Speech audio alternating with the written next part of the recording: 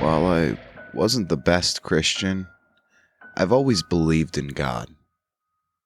You wouldn't see me at church every Sunday, but I'd make a good attempt to go during Easter and Christmas Mass. On some Wednesdays, every couple of years, you'd even see me with a piece of ash on my face. That was, of course, before that dark driver decided that my Honda looked like it needed to be compressed to half its size. I don't remember much about the accident itself or my subsequent stay at the hospital, but this story isn't about that. This story is about what I saw when I was dead for 6 minutes. One moment, I was driving down Roosevelt Avenue, minding my own business, waiting for the light to turn green. The next, I felt a huge shift in weight and everything went black. When I saw the light at the end of the dark tunnel, I guessed what had happened to me. I had died. I knew I was a good person. I treated my family kindly. My many years on this earth had taught me that people were essentially good. I wasn't afraid to go into the white light, despite the fact that I was leaving my life behind me, because I knew that I would see them soon enough. So I went into the light. The next thing I knew, I had a physical body. I could feel a light coolness on my skin and soft fabric of a comfortable loose shirt and pants.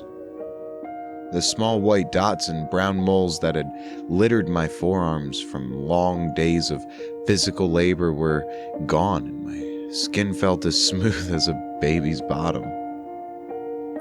If I could look in a mirror, I would probably see a version of myself much younger than the 44 years I currently was. You done admiring the new duds? The voice surprised me. It sounded too normal.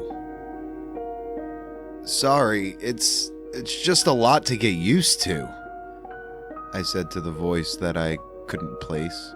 Wait a minute, where the hell are you? Here. The voice was coming from my right. My eyes adjusted to the point that I couldn't make out the silhouette against the light that surrounded me. The light seemed to die down a bit and I could finally make out the silhouette. Like me, he was in a loose-fitted white shirt and white pants. And there was something weird about his hair.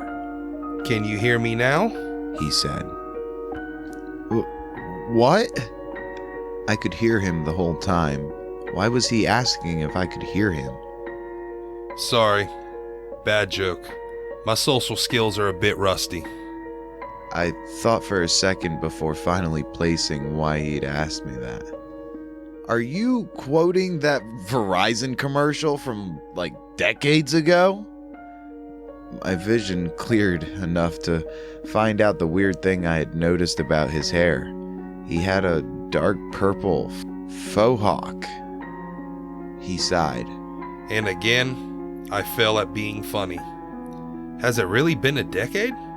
On top of the faux hawk, he also had a face piercing.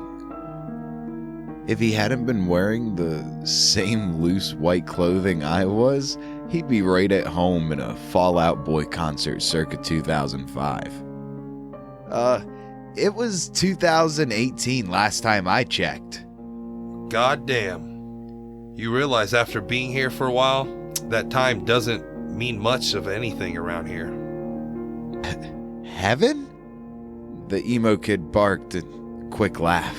Yeah, heaven.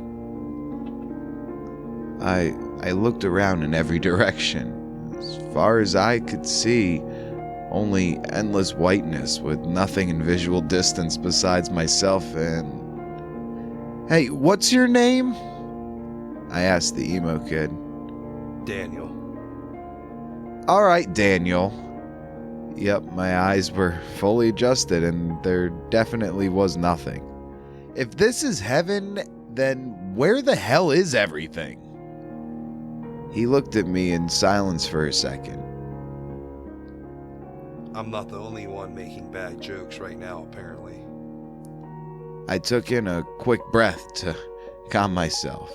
I yelled at what I presumed was some sort of angel or psychopomp or whatever the hell the kid was supposed to be. Is heaven really standing around with you in a white nothingness for eternity?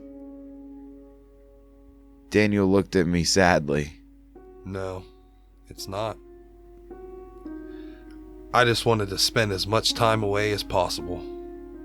Daniel wanted to spend as much time away as possible from heaven. Why? I asked the one question I had stirring in my brain. He looked off into the blank distance in silence before answering.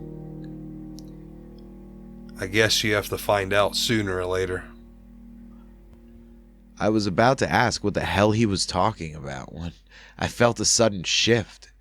That stomach-dropping feeling of sitting in a roller coaster as it drops from 100 feet. There was a sudden gate in front of us. White pillars reached into the air far enough that I couldn't even see the top. Between the pillars were bright walls of what looked like sheets of solid marble that extended far into the heavens. What the actual fuck just happened? I almost fell over from sudden shift of location, that appearance of vertigo, introducing walls where nothing had existed before. That, he mentioned towards the wall in defeated gesture, is where we're going, unfortunately. Daniel, I noticed a brighter light coming from the top of the wall and pointed towards it.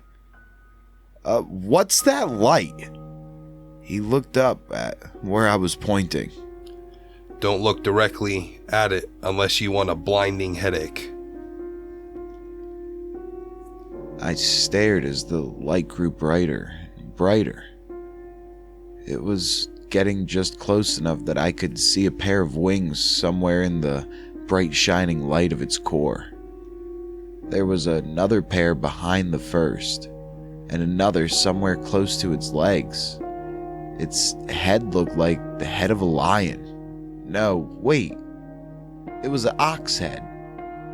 But it had a beak and a human mouth.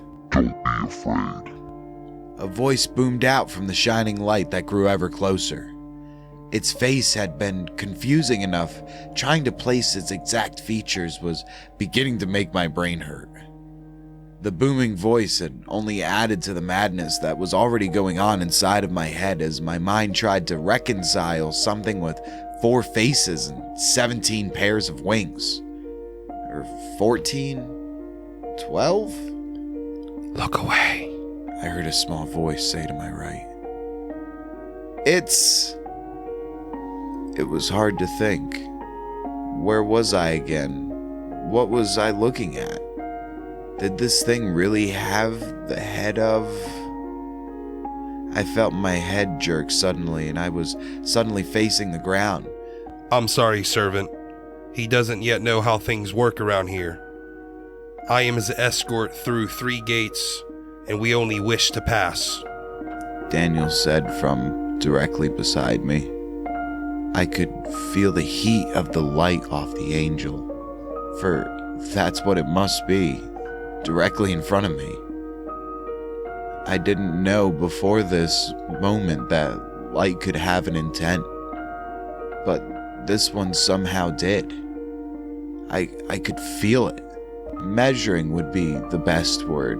Me as I stood in front of it. The light shone through me, illuminating all the errors of my life.